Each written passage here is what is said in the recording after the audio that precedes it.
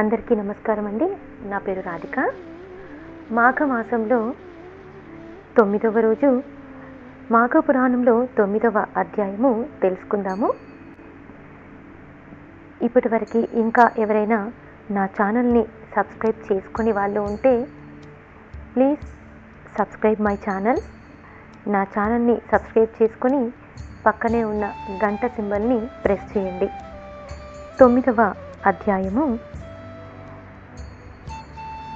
ముగ్గురు కన్యలు పునర్జీవితులై యమలోకం యొక్క విశేషాలను వారి తల్లిదండ్రులకు వివరించారు. అంతేకాకుండా యమలోకానికి వెళ్లకుండా ఉండడానికి మాఘమాస యొక్క నదీ స్నానంని చేయడము, మాఘ పురాణం వినడం వలన కలిగేటటువంటి లాభాలని అన్నింటినీ కూడా వారి తల్లిదండ్రులకి వివరించారు. ఈ విధంగా ఆ ముగ్గురు కన్యలు పునర్జీవితులైన వృత్తాంతమును దిలీపునకు వివరించారు వశిష్ఠుల వారు. దిలీపుడు శ్రద్ధగా ఆ విశేషాలన్నీ వినిన తర్వాత తనకు కలిగిన సంశయములను కొన్నింటిని గురువర్యులకు వశిష్ఠుల వారిని అడిగి తెలుసుకోవాలి అని అనుకుని వశిష్ఠుల వారిని ఇలా అడిగాడు. పూజ్యులైన ఓ మహర్షి, ఈ భూలోకమునకు యమలోకమునకు దూరం ఎంత? చనిపోయిన ఆ ముగ్గురు కన్యల ప్రాణములు ఎంత కాలములో వెళ్ళి వచ్చినవి అని తన సంశయములను వశిష్ఠుల వారిని అడిగారు. వశిష్ఠుల వారు దీర్ఘంగా ఆలోచించి ఈ విధంగా బదులు చెప్పిరి.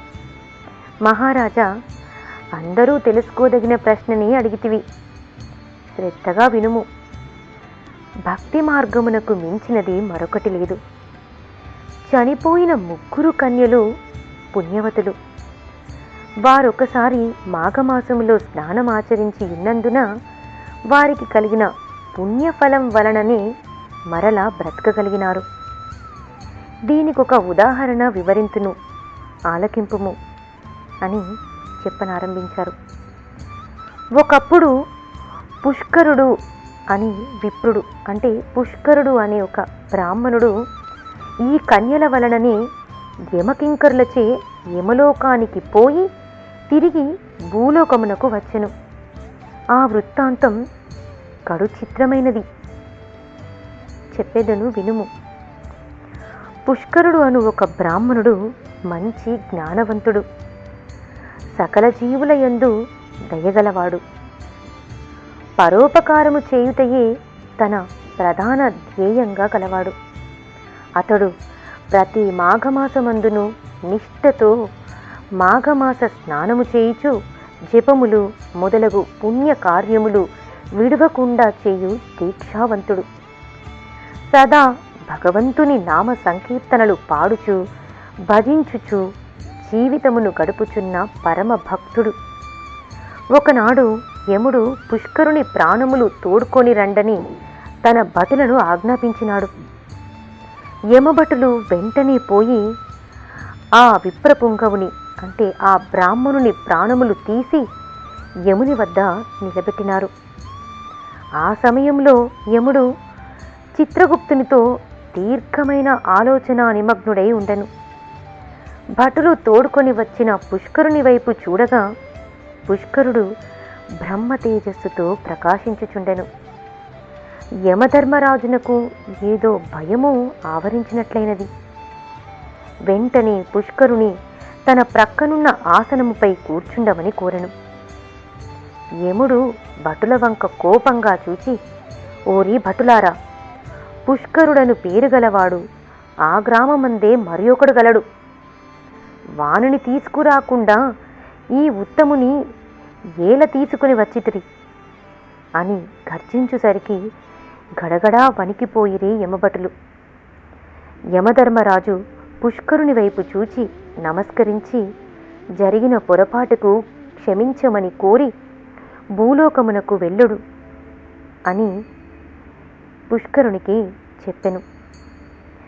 జరిగిన పొరపాటుకు పుష్కరుడు కూడా విచారించి, సరే, వచ్చినవాడను ఈ యమలోకమును కూడా చూచిపోవుదును అని అనగా, యమలోకమును చూచుటకు పుష్కరునకు అనుమతించెను.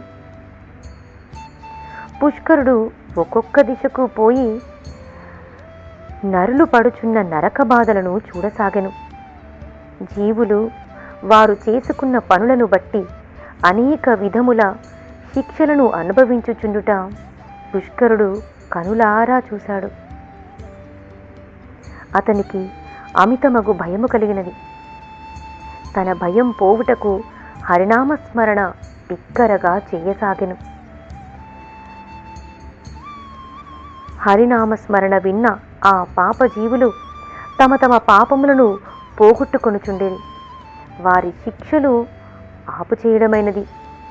యమలోకమంతయు చూచిన తర్వాత పుష్కరుడు తిరిగి భూలోకమునకు వచ్చెను. పాపులు అనుభవించుచున్న నరక బాధలను చూచి వచ్చినందున పుష్కరుడు మరింత జ్ఞానంతో దేవుని స్మరించుచుండెను. ఈ ప్రకారంగా కొంతమంది పుణ్యాత్ములు యమలోకము వెళ్ళి తిరిగి వచ్చిన వారును ఉన్నారు. ఇది నిజము. మున్ను శ్రీరామచంద్రుడు పరిపాలించు సమయమున ఒక విప్రకుమారుడు చనిపోయినాడు. ఆ వార్త విని రామచంద్రుడు యముణ్ణి ప్రార్థించగా యముడు ఆ బ్రాహ్మణ బాలుని తిరిగి బ్రతికించినాడు. అటులని శ్రీకృష్ణుడు తనకు విద్య నేర్పిన గురువుగారి కుమారుడు చనిపోగా తన మహిమ వలన తిరిగి బ్రతికించెను. ఇలా కొన్ని ఉదాహరణలను దిలీపునికి వివరించారు వశిష్ఠుల వారు. 9వ రోజు పారాయణము పరిసమాప్తమైనది. తిరిగి రేపు 10వ అధ్యాయంతో మళ్ళీ కలుసుకుందాము.